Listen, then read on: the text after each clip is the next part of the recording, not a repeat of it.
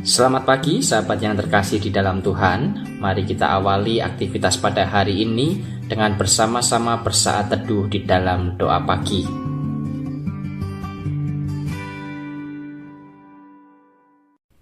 Shalom, salam jumpa Bapak Ibu Saudara, rekan-rekan dan para sahabat sekalian dimanapun saat ini berada.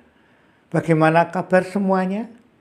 Mungkin pula pada saat ini ada di antara sahabat yang sedang tawar hati, letih lesu, menghadapi dan mengalami keadaan yang sulit dan tidak baik-baik saja.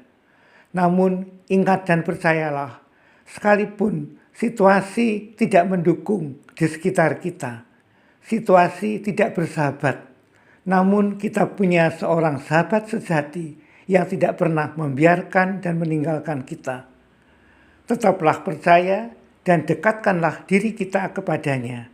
Tetaplah tekun, bersekutu dan beribadah di dalam Dia. Marilah kita awali ibadah kita dengan bersaat teduh sejenak. Mari kita berdoa. Sungguh besar ya Tuhan, kasih setiamu yang Dikau berikan kepada kami. Oleh karena itu, waktu beribadah seperti pada saat ini adalah saat yang sangat kami nanti-nantikan. Karena ini adalah kesempatan yang indah di mana kami boleh berelasi dan bersekutu bersama Dikau. Sebentar firman-Mu akan diberitakan, naungilah segenap jiwa, hati, pikiran kami, dan biarlah kuasa-Mu membimbing dan memandu kami di dalam kami mempergumulkan bersama kebenaran firman-Mu ini. Di dalam nama Tuhan kami berdoa. Amin. Sebelum kita lanjutkan ibadah kita, marilah kita angkat sebuah pujian dari Kidung Jemaat 453. Yesus kawan yang sejati.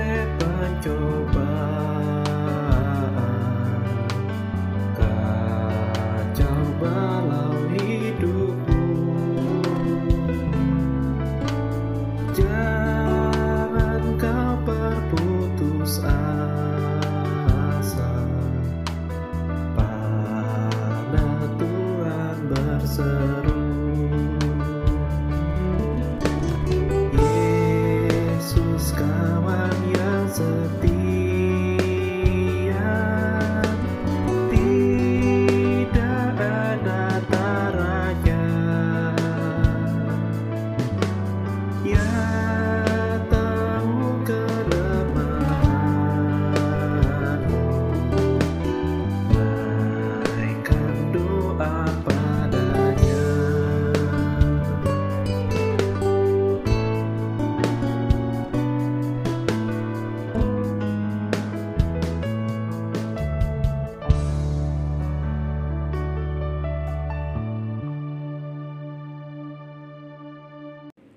Sahabat Kristus yang mengasihi dan dikasihi Tuhan, renungan kita pada pagi hari ini saya beri tema menghadapi godaan. Nats yang mendasarinya diambil dari kitab Kejadian pasal 39 ayat 9b yang mengatakan demikian. Bagaimana mungkin aku melakukan kejahatan yang besar ini dan berbuat dosa terhadap Allah? Demikianlah pembacaan firman Tuhan. Yang berbahagia adalah setiap orang yang mau mendengar firman Tuhan, menyimpan, memelihara dan mempergumulkannya, serta bersedia melakukannya dalam hidupnya setiap hari. Haleluya. Pak Bonar baru saja mendapat pekerjaan baru di sebuah pabrik penggergajian kayu. Di satu sisi dia sangat bersyukur dan bersukacita karena akhirnya dia mendapat pekerjaan baru setelah menganggur sedemikian lama. Namun di lain sisi dia juga merasa prihatin dan tidak nyaman di lingkungan kerjanya. Pak Bonar bersama 3 rekannya yang lain dipekerjakan sebagai pembantu di bagian gudang yang mengatur pemasukan dan pengeluaran barang.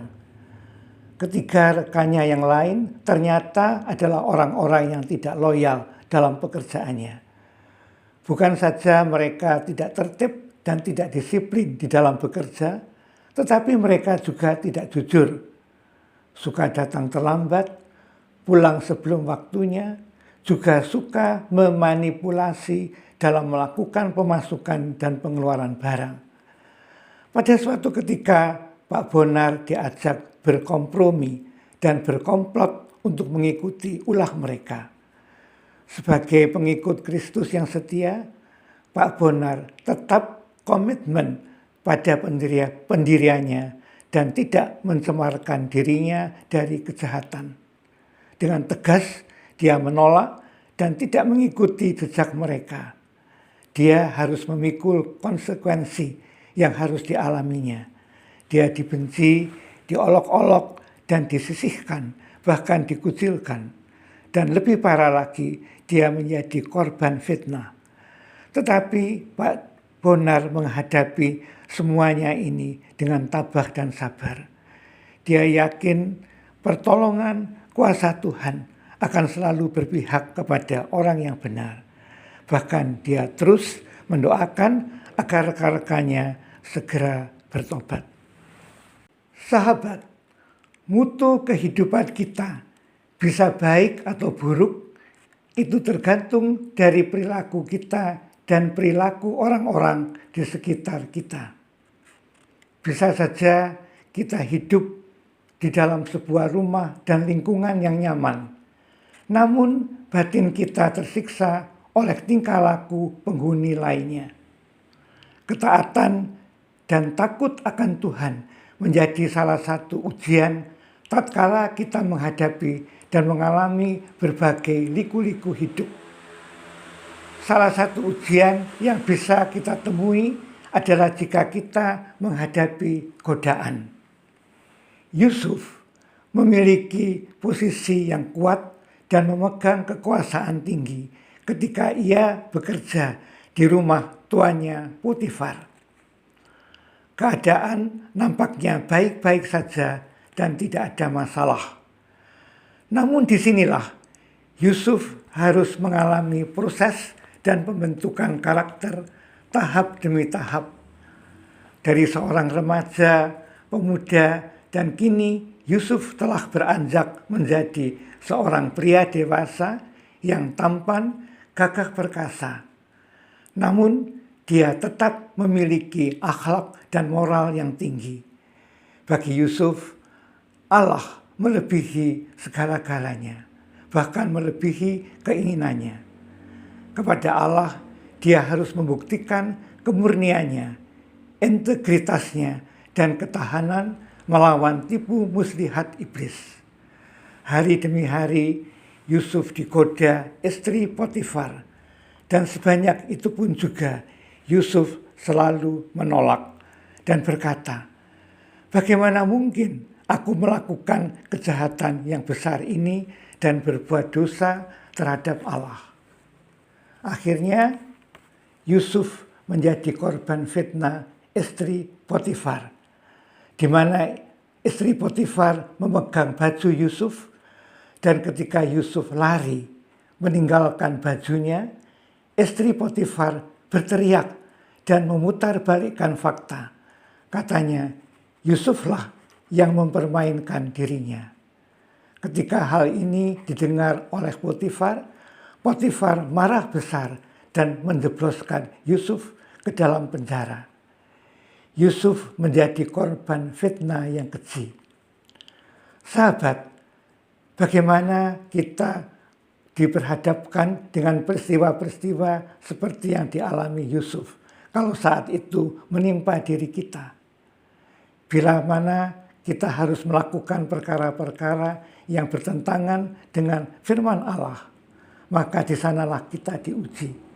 Misalnya ketika kita berada di tempat kerja, kita harus memilih berbuat dosa yang berarti melawan firman Allah, atau taat kepada Allah yang berarti kita harus kehilangan posisi atau pekerjaan. Cobaan bisa bermacam-macam, dalam rupa dusta, iri hati, dengki, benci, tamak, dan lain-lain. Bagaimana kita menyikapi semuanya ini?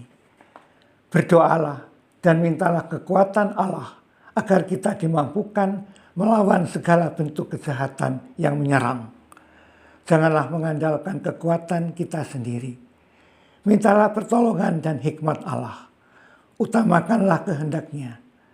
Bila kita mampu bertahan, akhirnya kemenangan ada di pihak kita.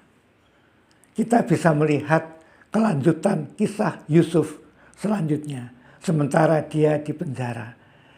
Kejadian 39 pasal 21 mengatakan, namun Tuhan menyertai Yusuf dan melimpahkan kasih setia kepadanya. Ia membuat Yusuf mendapat kemurahan dari kepala penjara itu. Pada ayat-ayat selanjutnya dikatakan, Tuhan menyertai dia, maksudnya Yusuf, dan apapun yang dikerjakannya, Tuhan membuatnya berhasil. Sahabat, ingat dan ketahuilah, Yesus adalah pribadi yang maha adil dan sangat memahami semua persoalan hidup kita. Hiduplah dengan setia dan cintailah kebenaran. Yesus adalah Bapa dan sahabat yang selalu membela dan menegakkan kebenaran, dan yang senantiasa mengasihi orang-orang yang hidup benar. Tuhan Yesus memberkati.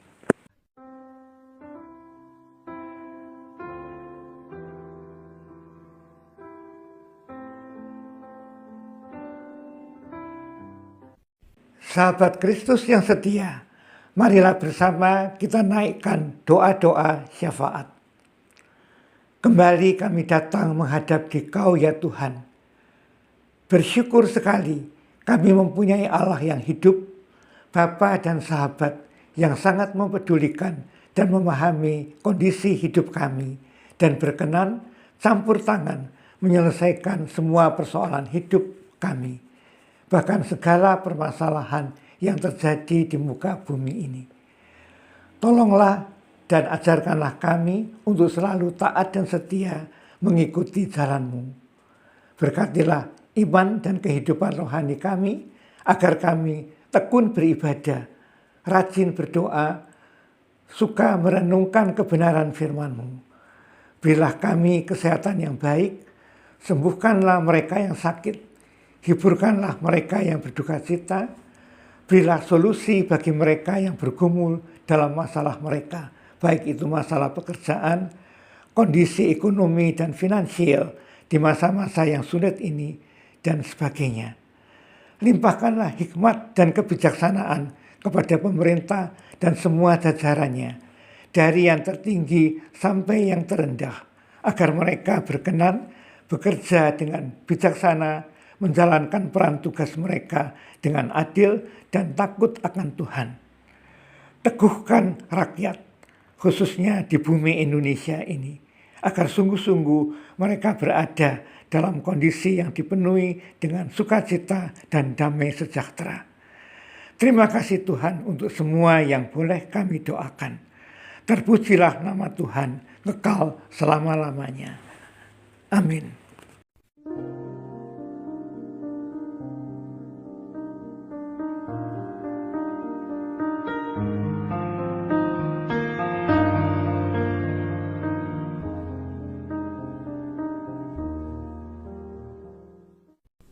Sahabat, doa pagi kita telah usai. Selamat beraktivitas. Tuhan Yesus memberkati.